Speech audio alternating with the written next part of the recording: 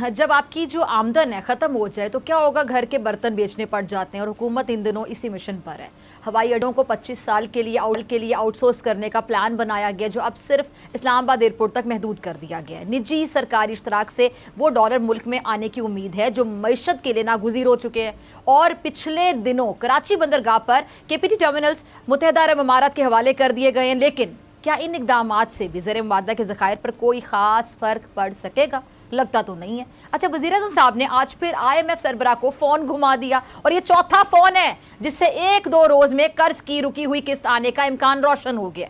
Stock market वो तो इस खबर पर फूले नहीं समा रही, जबकि रुपए की भी जान में जान आई है। हाँ, परेशानी अगर है तो उन सट्टाबाजों को जो डॉलर ज़ख़ीरा किए बैठे हैं। आज मैं उनको खबरदार कर रही हूँ, अब भी डॉलर्स मार्केट में ले आएं, वरना IMF की किस्त मिलते ही 15 से 20 रुपए का झटका लगेगा आपको।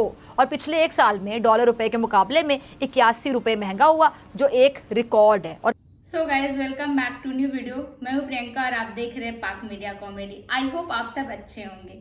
दोस्तों, जैसा कि आप सब जानते हैं कि महीने के शुरुआत और महीने के अंत में पाकिस्तान भी इकट्ठा करने में लग जाता है, और दूसरी तरफ पाकिस्तान की वित्त मंत्री ये कह रहे थे कि अगर IMF कर्ज नहीं देता है तो हमें कोई ज़रूरत नहीं है, कोई ना कोई प्लान कर लेंगे और मांगेंगे तो भीख ही।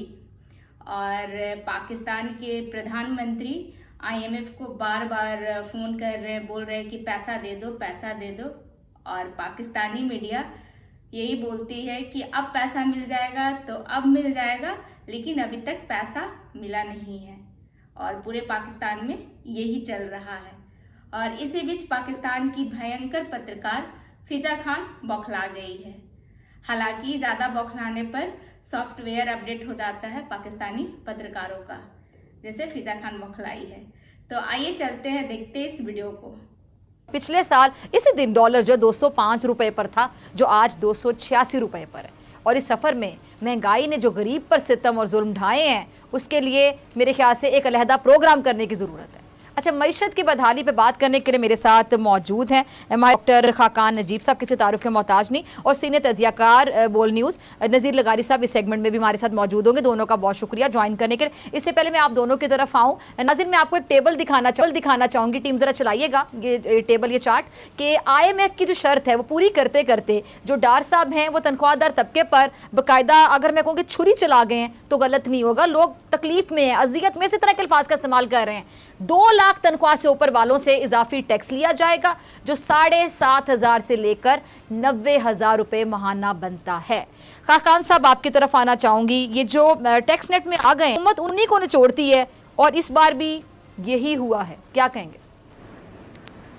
बिस्मिल्लाहिर्रहमानिर्रहीम। देखिए, ये बात तो आपकी दुरुस्त है, क्योंकि पाकिस्तान जो है, चाहे वो रिटेल सेक्टर हो, चाहे वो एग्रीकल्चर इनकम टैक्स हो, चाहे वो प्रॉपर्टी का सेक्टर हो, चाहे वो मरात हों जो हमने अपने इकोनॉमिक सर्वे में लिखा कि हमने 2200 अरब की दी हुई हैं, वो सारे सेक्टर्स जो हैं वो टैक्स नहीं देना चाहते। हुकूमत कोशिश भी करती है और कई दफ़ा लगाती भी है टैक्स, फिर उसको विड्रॉ करना पड़ता है। तो ये फैसला सिर्फ हुकूमत ने नहीं करना, एक्चुअली उन 22 लाख रिटेलर्स ने भी करना है। ये फैसला उन लोगों ने भी करना है जो 20% हैं, यानी कि एग्रीकल्चर ऑफ पाकिस्तान, जो पूरी इकॉनमी के हुजम का 20% है। सिर्फ स्टेट के ज़ोर से तो टैक्स नहीं कलेक्ट हो सकता, एक सोशल कॉन्ट्रैक्ट भी तो है ना इन लोगों से। वो वही सड़कें इस्तेमाल करते हैं जो मैं और आप करते हैं, और वो अपना इनकम टैक्स देते हैं। सो हुकूमत मजबूर हो जाती है कि वो उन्हीं लोगों पर सुपर टैक्स भी लगाए और जो हमारी इनकम है, जो वेजेस हैं, उन पर टैक्स लगाए। ये सही बात नहीं है, और मैं नहीं समझता कि हुकूमत खुद ये समझती है कि ये बात सही है। But whenever we have tried, हुकूमत की भी कमज़ोरी है, कि मैं इस हुकूमत से बात नहीं कर रहा, स्टेट की भी ये कमज़ोरी है कि स्टेट को बहुत हार्श आना चाहिए। इतना बड़ा टैक्स का पोटेंशियल है पाकिस्तान का। मैंने अभी आपके सामने कई सेक्टर्स रखे हैं जो टैक्स के नेट से ही बाहर हैं, कई मरात हैं जो इतना बड़ा अमाउंट है। सो ये बात सही है आपकी। और फिर हम अगर ये कहेंगे हम अब IMF के पास जा रहे हैं या वर्ल्ड बैंक के पास जा रहे हैं, इसीलिए जा रहे हैं जस्ट बिकॉज हम तैयार नहीं हैं, हम देना नहीं चाहते अपना शेयर। अगर नहीं देंगे तो सारी ज़िंदगी मांगते रहेंगे। अगर अपने आप को ठीक करना है तो स्टेट को भी हैवी हैंडेडली आना चाहिए इन लोगों पर, और लोगों को खुद भी रियलाइज़ करना चाहिए। ये बात आपकी दुरुस्त है।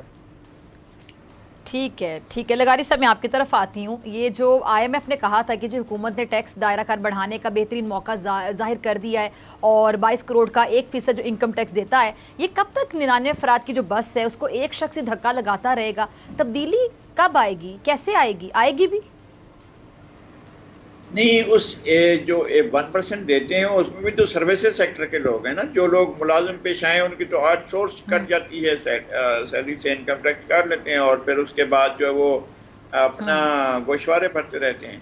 बात ये है कि ये सही कहा है अपना हमारे दोस्त ने कि ये क्या चीज़ हुई कि जो लोग कमा रहे हैं और जिनके पास इनकम है, इनकम बड़ी इनकम है, और बल्कि ऐसा भी होता है कि वो सारी की सारी जो ऊपर की कमाई है वो भी इनकम में शामिल कर दी जाती है, और जो इधर उधर से कमाया जाता है वो भी इनकम में शामिल कर दीजिए। चाहे हमारे खेत थे, हमने वहाँ से कमाया, तो ये तो कोई बात ना हुई ना कि इस एग्रीकल्चर सेक्टर में जो जिम्मेदार है उसको तो आप बिल्कुल कहें कि जी नहीं, वो उसको नहीं देना चाहिए, वो तो नहीं देगा, इसलिए कि असम्बली उसी से बनती है और असम्बली में वही इलेक्ट होकर आता है, वो अपने ऊपर टैक्स नहीं लगाने देता है और बाकी दुकानदार पर लगा देता है, जैसे ठिया लगाया उस पर लगा देता है, जो कमा रहा है उस पर लगा देता है, जो टीचर है, जो ग्रेड 16 का मुलाजिम है, ग्रेड 17 का मुलाजिम है, उसको तो टैक्स दे, वो तो टैक्स दे, लेकिन जो कमा रहा है अपने एग्रीकल्चर सेक्टर से वो तो ना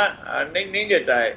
मतलब ये कि आप एक हद मुकर्रर कर देना कि जी एक इतना यूनिट जो है वो तो किसी आदमी के लिए भी या किसी ख़ानदान के लिए उसका गुजर बसर के लिए है। चले भी एक जिस तरह से आप सैलरी में कहते हैं कि लोगों को कि भाई इतनी आमदनी तो आप ठीक है आप रख लें और उसके बाद हम ऊपर से टैक्स लगाना शुरू करेंगे, ज़राअत में भी यही असूल लागू करें।